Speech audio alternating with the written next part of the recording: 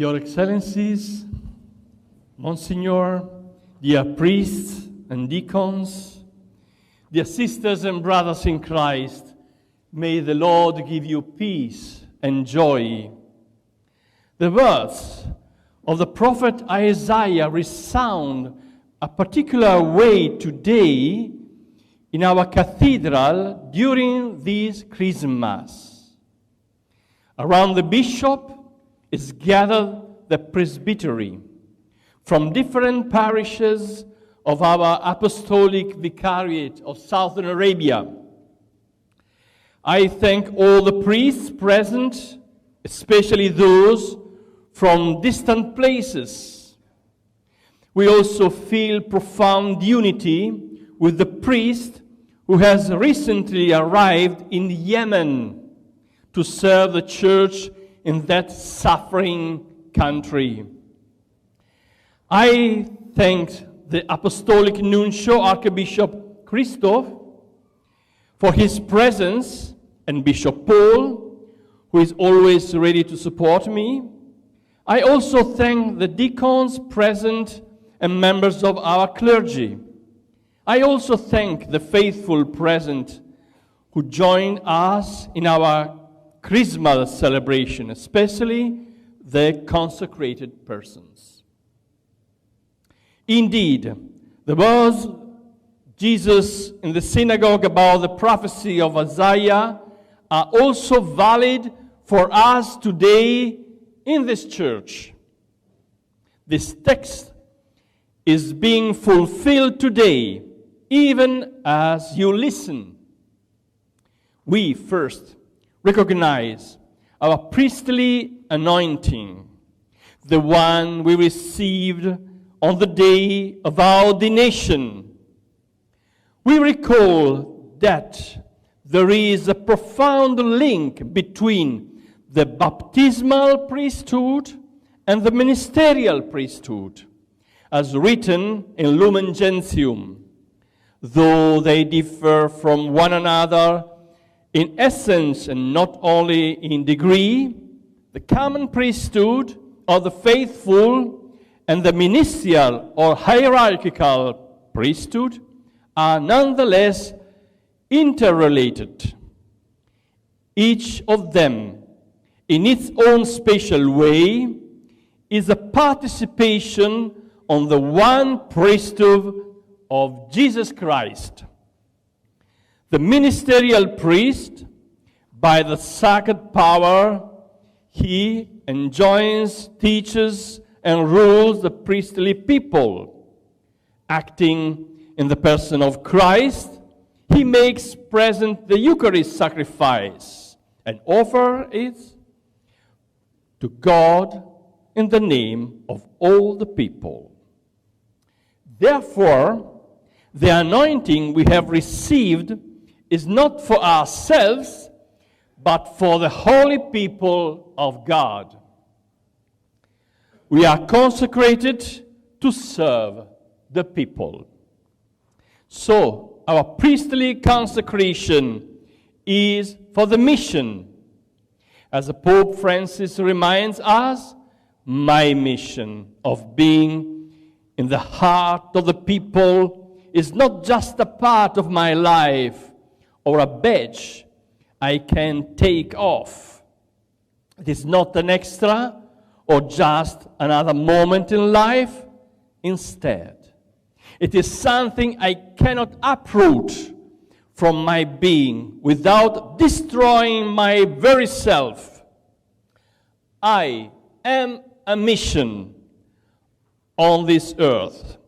That's the reason why I am here in this world.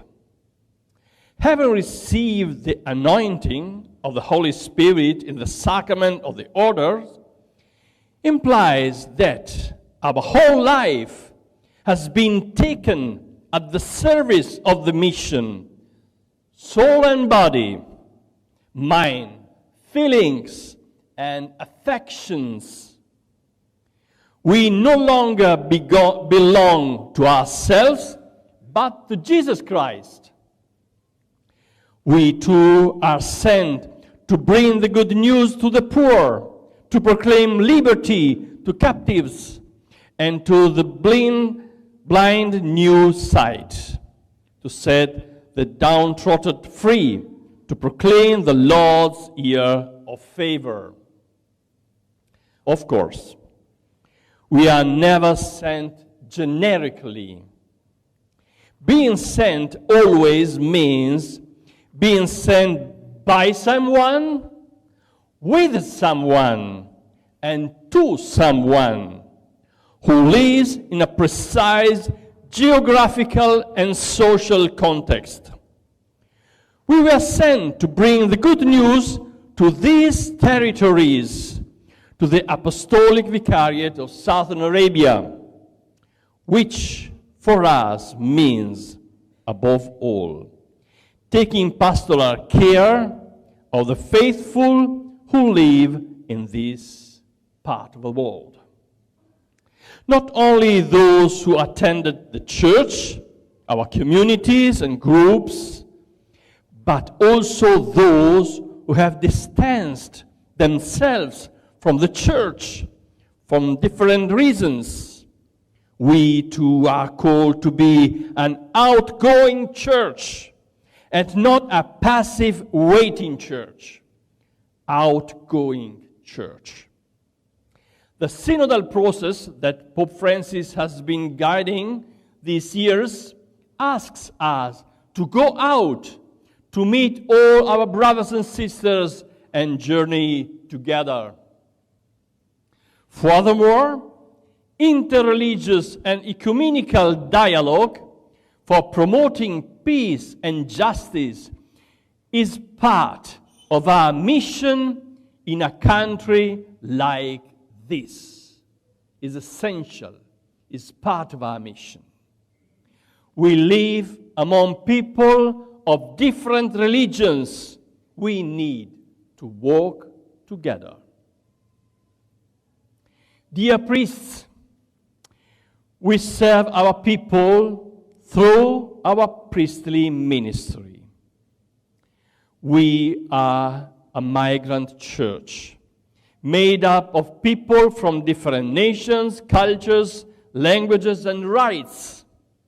But we are called to be one family, one church. We are part of a larger community, the Holy Catholic Church, spread throughout the world. There is no greater good than the unity of believers, as Jesus tells us in his priestly prayer. There is no greater good than the unity among us. Likewise, it is easy to observe that our presbytery is also made up of priests from different nations, cultures, and rites, as well as from various religious institutes. I remind you of what the Second Vatican Council affirmed in this regard. Priests, by virtue of their ordination to the priesthood, are united among themselves in an intimate sacramental brotherhood. Intimate sacramental brotherhood. An individual diocese's priests form one priesthood under their own bishop.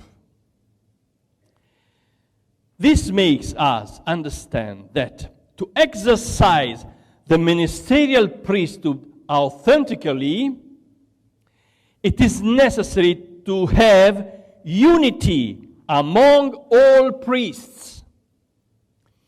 Priests united around the bishop can help the people to be united and work together.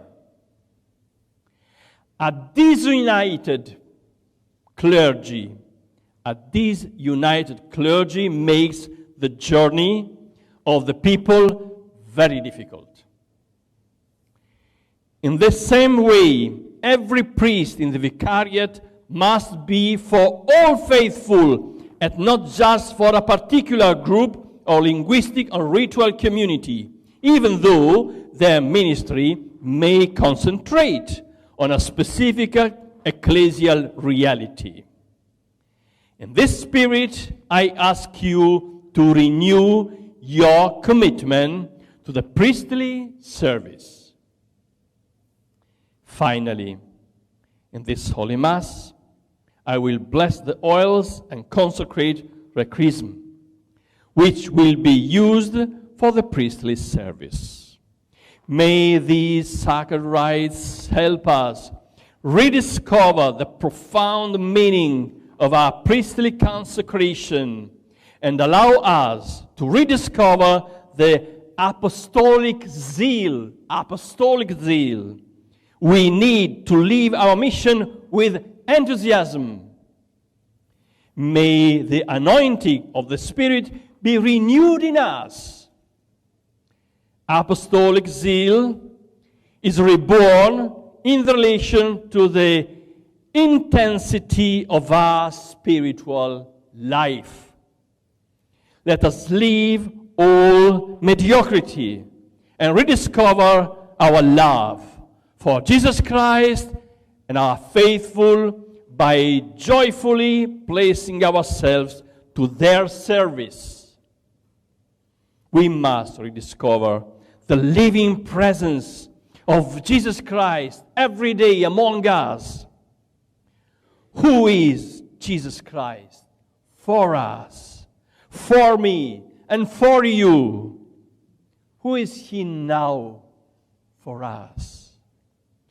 I am the Alpha and the Omega, said the Lord God, who is, who was, and who is to come, the Almighty.